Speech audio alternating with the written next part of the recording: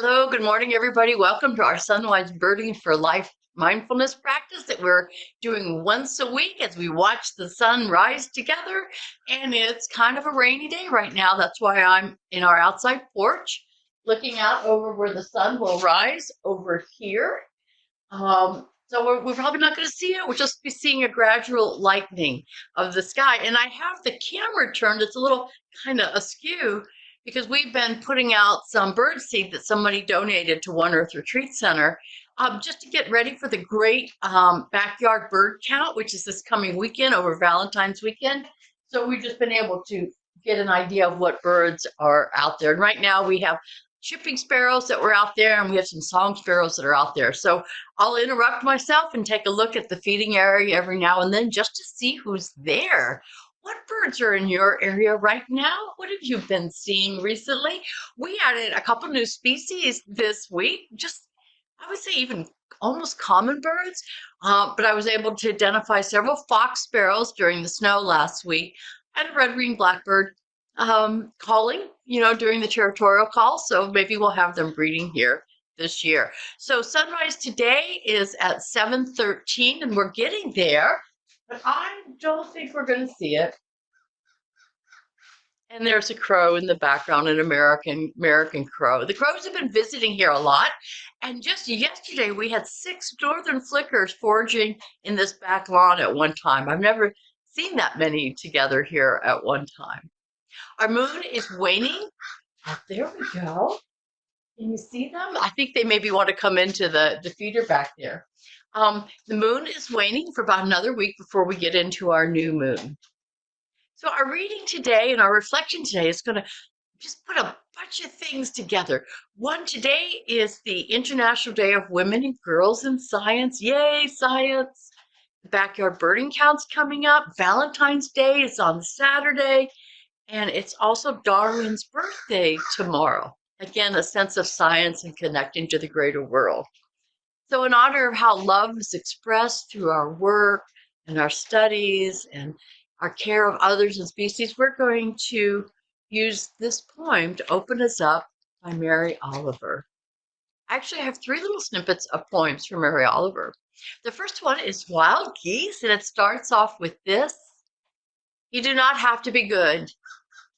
You do not have to walk on your knees for 100 miles through the desert repenting. You only have to let the soft animal of your body love what it loves. She also has a poem, Snow Geese, because we're emphasizing geese today. And in this, she talks about love as well. Oh, to love what is lovely, it will not last. What a task to ask of anything or anyone, yet it is ours. And not by the century or the year, but by the hours, by the minutes. I added that last little bit to love. And then in Blackwater Woods, to live in this life, you must be able to do 3 things. To love what is mortal, to hold it against your bones as if your life depends on it. And when the time comes, let it go, let it go. Well, let's take a breath. And here on my end, I'm able to hear the soft rain on the roof. And that's why we're inside. And you can really hear the crows out there. They may be yelling at me. I'm not quite sure who they're talking to. So what is the story of Valentine? Saint Valentine. It comes out of the Catholic tradition. And actually, they're not quite sure. The story's a little murky. There might have been 3 different Valentines. You have to get into the research to really see what's going on with that. So the one Valentine was a priest who went against Catholic orders and went ahead and married people anyway, because in those days they were trying to have the priest not be married. And for that he was imprisoned and beheaded, and he was killed. There was another Valentine that wanted to help those who were prisoners to not be tortured in Catholic prisons. So he was imprisoned and he died. And in one of those stories, there's the Valentine who was in jail and fell in love with the jailer's daughter. And so that's where some of the love stories come in during this time.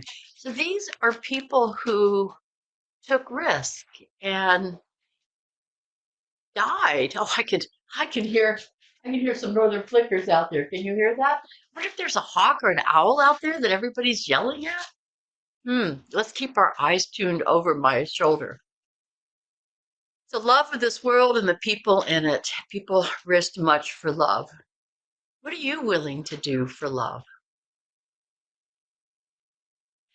We come to our science segment, our philosophy segment of our Birdie for Life mindfulness practice. And let's just do the science of geese, because in Mary Oliver's, two of her poems were about geese. And it's also Women's Day in science, and tomorrow's Darwin's birthday. So let's get into the science of geese, shall we? Their heart rates can rise dramatically when they're flying up to 400, 500 beats per minute, and humans are, around 60 to 80, somewhere in that range. But when they're resting, it's only 70 to 80. So they're really doing exertion when they're up there flying and flying high, trying to get as much oxygen as they can. Um, Many theories about why geese fly in V's. And I'm going to do a dad joke on you. My grandfather did this to me years ago in the lakelands of Wisconsin. A V of geese flew over, and he says, "You ever noticed how one line of geese is longer than the other?" He said, "Do you know why that is?" And we're all puzzling, trying to think about the science of flying a V formation. And he said, "Nope, nope, none of that's right. It's because there's more geese in it." Boom, boom, dad joke. So the theory of flying in a V formation is that the lead goose breaks some of the wind resistance and makes it easier for those behind them to fly. And that goose can always drop to the back and let someone else be the one to cut through the air. When they navigate, they use landmarks, they use the sun, they use the stars. Geese see better than we do. They see ultraviolet light. Okay, it's like other birds. They say that they're a very complex emotionally and socially. We're going to get into that in a minute when we talk about love loss. There are 17 species of geese, and our most common goose here in South Carolina is the Canada goose. Let's see, they are called goslings when they're chicks, and when they get a little bit older, they get together in groups of chicks from more than one parents, and they're called gang broods. Ooh, sounds evil. And they travel and feed together under the eyes of the other parents. Let's see. They have a lot of feathers. They have between 20 and 25,000 feathers per goose. I don't really want to know how they know that. Um, and they molt gradually over several months, but before they go on migration, they'll just drop like everything and won't be able to fly for several weeks. So I talked about their complex emotional lives that they are able to grieve with love lost. This Valentine's Day is a time of celebrating and remembering all that we love. Perhaps romantic love, perhaps love of family members of this one earth. And sometimes this love is a mournful loss. There's grief involved with it.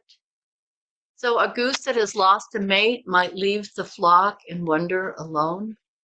They may stay in the place where their mate died or in the area, continuing to look for the goose. They make different kinds of sounds as if they're calling for the goose. And they can show listlessness, which means they're not moving much, depression, being quiet, not eating as much. And why would they mourn? Well, they do have lifelong bonds. And sometimes when they lose a mate, they can they can find and pair up again, but maybe they won't, or they won't for a while. And anecdotally, that they don't do this. And so this shows us that geese, like so many animals, have complex behaviors. Their brains work and their hearts work a lot like ours. We may not know what they're feeling, but we can see that they're probably experiencing similar motivations and feelings as we are.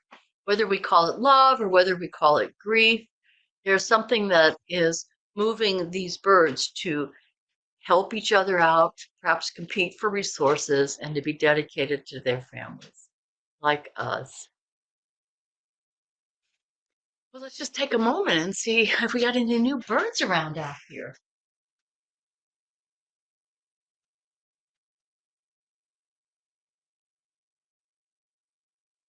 Yep, I don't see any more birds. And I've been running Merlin in the background. I always do. That is an application that can more or less with some accuracy tell what birds we're seeing. So they definitely got the American crow and the chipping sparrows. And it says that there's goldfinches around, which is not surprising. We see them almost every day here, even when we don't feed them. They're just very happy to. I don't know if they're very happy, but they seem to be here a lot in our winter garden. Well, what is our practice for the day? How can we practice connecting? I'm going to suggest that we hold our arms out and back if you're able to do this. And we're breathing deep and we're opening up our chest, our arms are out. Maybe go ahead and be a goose. They're resting and flapping. They're not really soars, maybe more like a turkey vulture. And so we're just soaring and we're flying, and maybe more like a goose, we're flapping, our heart rate is up. We're leading the way, we're helping our flock out, we're staying with our flock. We've got our fledgling chicks, our juveniles behind us. And so we do this to open up our chest, make space for our heart physically, so it can pump more blood, so we feel more connected. It pushes on our vagus nerve that says we're okay, that there's not a fright or flight going on. And recently I was visiting the Unitarian Universalist Fellowship of Gainesville during the Sunday morning service, and I had us do a number of exercises, and this was one of them. And a man came up to me afterwards and showed me his smartwatch and said, "Look at my heart rate. When you had us open up our arms like that, look how my heart rate dropped." So these are practices for our health, which in turn is health for all beings. Now we're going to take a moment again. I'm so distracted with the rain and the birds, but it's quiet right now. But even if we don't hear anything or seeing anything, looking up, looking out, slowing down, knowing that beauty is all around us, is good for us and it's good for the earth. So, what are the questions you might ask yourself today or this week, perhaps around love? What or whom do you love? Like in Mary Oliver's life, how does in her poem, how does your life depend on who and what you love? Have you ever lost ones you have loved? What was your reaction? Or lost love? And how do you get through this times of loss? How do you, like Mary Oliver, say, let it go, let it go? And perhaps the paradox is, yes, let it go, but we also hold on faster, knowing the value and the beauty of this world, and what we love has value and loving has value. And so in some ways, we don't let go of love. It becomes even stronger and deeper in us. So announcements this week, great backyard bird count coming up this weekend in North America or anywhere you go. I'm going to be doing it here. I don't think I'll be broadcasting. I'm calling it birding kai. It's sort of a play off Zen Buddhism words where I'm going to take the day to bird and see how many species I can get here in the backyard. But more than anything, just to be with the birds. And I'll report on that next week when we come back together. Let's see, other events. Go to One Earth Conservation. We're doing a big solidarity campaign with the parrots and people of Honduras. Oh, and this Friday we have transformative parrot conservation conversations with Meredith Garman here at One Earth Retreat Center. He's going to talk about world as lover, world as self. Insights from Buddhism and philosophy into transformative conservation. So this week, may you hear the songs of nature continually announcing your place in the family of things.